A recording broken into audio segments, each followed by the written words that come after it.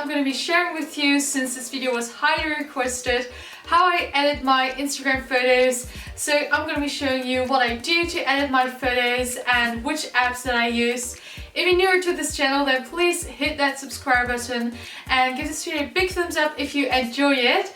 Also, this video is the first video of my new series called the Instagram 101 Guide, in which I'm going to be showing you videos such as how I edit my photos, how to get more engagement on Instagram, how to get a feed, anything like that. If you have any video requests for this series, then make sure to comment them down below because I would like to know that. And without further ado, let's just get right into this video. To edit my photos, I use my phone. I've got the iPhone 7, and to take my photos for Instagram, I usually use my Canon 750D, my DSLR camera, or I'll use my iPhone 7.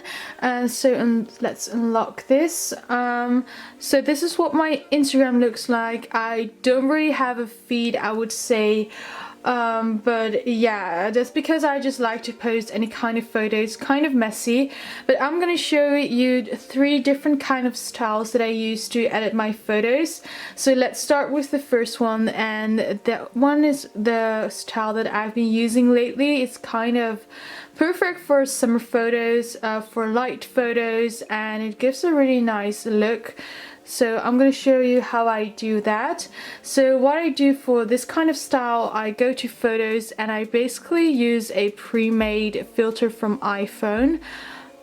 So what I do in photos, I basically just add one of the pre-made filters, and it's the filter called Fade. It gives a really nice and saturated look. So let's click on done, and after I've done that, I go to VSCO. I love this app. It's my favorite app to add filters. So I'm going to add my photo. So once I've imported my photo in VSCO, it's time to edit the photo. So when I've used the filter Fade from photos, I like to add a 5 or a 6. Kind of depends on what the photo looks like. A 5 gives a very bluish tone, as you can see, and a 6 is a bit more yellowish, but I like the way that it gives the look on the photo. It gives great quality. I think I'm going to use a 5 and bring that down to about 7. And as you can see, the photo is pretty dark, so I'm gonna make that lighter. I like to make my photos pretty light, so I go to exposure and bring that all the way up. As you can see, that gives a really big difference. Also, sorry if the photo looks a bit different on camera. And then I like to play around with the contrast. I think it's a bit too high, so I'm going to bring that a bit down. And there are kind of dark shadows here, like on my shorts, my hair, and my friend's hair. So I want that to be a bit more lighter because, like I just said, I want to have light photos. So I go to shadows, then I bring it up, and as you can see, those dark spots, they will become lighter, which I think is really nice. What I always do on my photos as well is make them more sharp. So I go to sharpen, and again I bring that up to about, I think, 2. Really depends on the photos. The background here is very white, and that makes it like it falls away. So I'm going to highlight, and then I bring that a bit up, so those very white spots will become a bit darker, and I think that's better quality if you do that. For this photo, I'm not really going to play around with other settings, no saturation or colors. It really depends on the photo, but I think I'm going to use only tint because the photo is pretty like purplish and pink. I want to make it a bit more green, so I go to tint. And as you can see, if you bring it to the right, it will become purplish. To the left, it will become a bit more green. So I'm going to do that, so we'll have a more natural look. Because of the fade filter, it has become very pinkish and purple, so that's why I want to make a bit more green. So once I'm satisfied with this photo, I save it to my camera roll. And after that I go to another app called RNI Films. I recently discovered this app. So what I'm going to do in this app, I'm going to add a kind of dust effect. I'm going to open the photo which I just edited, and then I click on this one and I scroll until I find dust, and this gives a very like a vintage looks. I hope you can kind of see that, but there will be like white spots appearing on the photo, like very grain kind of idea, like it's an old photo. And you can change around with this. You can add a bit more, you can change the way it's placed on the photo. When I'm done with that, I'm just gonna save it to my camera roll, and that's basically the first method or style that I use for my photos. Now I'm going to show you the second method or style which I use to edit my photos. I used this one not long ago to give my very kind of white and light photos still a natural look, but still edited, so it is really nice. I use VSCO to edit this kind of photo. Let's import an example. I'm gonna be using this photo. As you can see, it's very light and a white photo.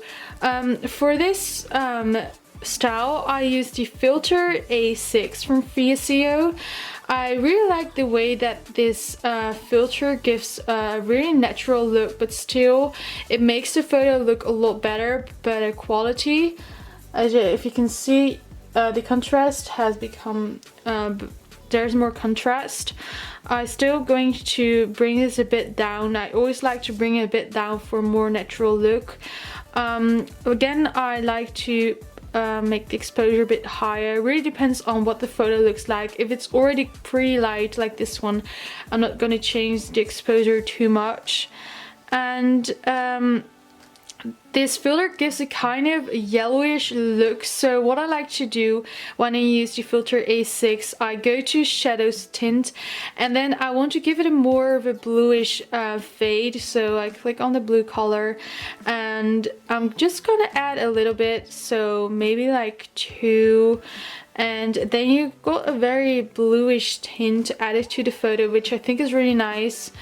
And now I'm again going to change the sharpness of the photo, going to bring that a bit up, and yeah, I don't really do more than that on the photo. It just depends as well on what the photo looks like. I might want to play around with the shadows if there are too many dark shadows on the photo, but this one is quite okay.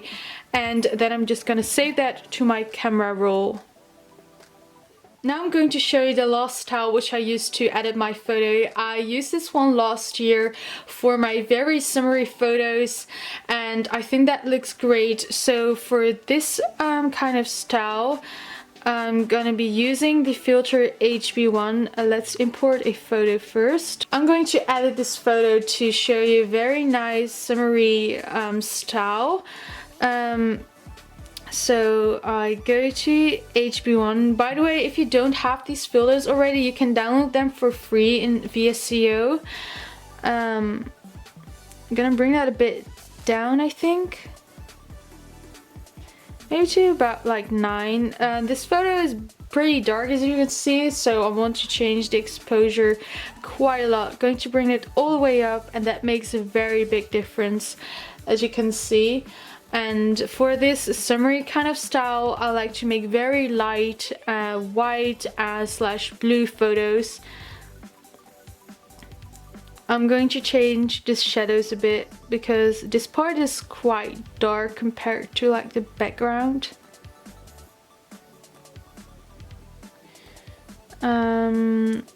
Again, change the sharpness.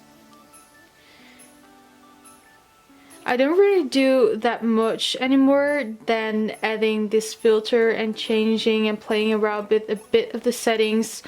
But that's kind of it, especially for this photo. I had to just change the exposure and add the filter, but there's not really that much I'm gonna change for this photo.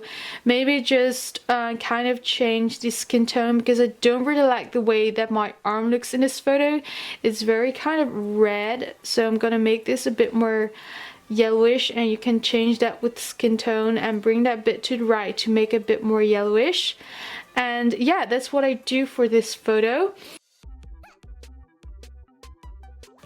What HB1 also handy is for very yellowish picture like this one. This one is very yellow because of the lighting inside, but I want to give it a more of a natural and blue look, a kind of daylight look. So I'm gonna be adding HB1 as a filter, bring that a bit down. As you can see, it's still very yellowish. So what you can do with this is change the temperature. It bring it to the left and will become more bluish, which I think is really nice. If you compare this to how this photo was before, I think that looks so much better. It's not like that yellowish anymore, which is great. What else? I'm gonna change exposure a bit, bring it a bit up so it'll be more white. The shadows, also for a lighter look. Of course, I'm gonna change the sharpness and maybe play around with the tints. No, I'm quite happy with that. And then the skin tone, that's also fine. So yeah, that's perfect if you have very yellowish photos. And that is basically how I edit my photos with adding filters. It's really simple, not that complicated. VSCO just offers the perfect filters. I am going to show you another app called SNAPSEED. This one is very handy if you've got photos and you want to change the kind of saturation in the background. I'll show you an example. Okay, I'm going to be using this photo from my friend. As you can see, this type part of the photo, this wall over here is very red and it really pops out of the photo. And for example, I don't want that. I want to change that but still have like the colors of the sky and my friend, but I only want to change the color of the wall, make it like less saturated. So SNAPSEED is perfect for this if you want to do that. So what I do, go to tools and then you can click on brush, and as you can see, you've got the option here, saturation. You can bring it up, for example, but I want to bring it down. I'm going to bring it to like -5, and then you can zoom in and just paint over the place where you want to have it desaturated.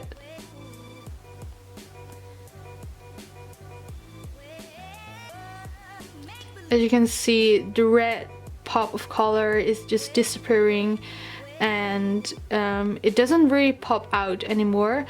This is the before and this is the after. So SNAPSEED is very handy for these kind of things which you want to do. There are also other tools which you can do with this app, but this is what I mainly use with SNAPSEED. And yeah, that's how I edit my photos. It's not that complicated what I do. It's not really that interesting, but this was how I do it. That was my first video of the Instagram 101 guide. I hope that you enjoyed this and found it helpful. Make sure to subscribe if you haven't already. Leave a like and a comment down below. And of course, if you're not following me again already on Instagram, then go follow me on Instagram at LittleWorldOfEline. And yeah, I see you guys next time in a new video. Bye!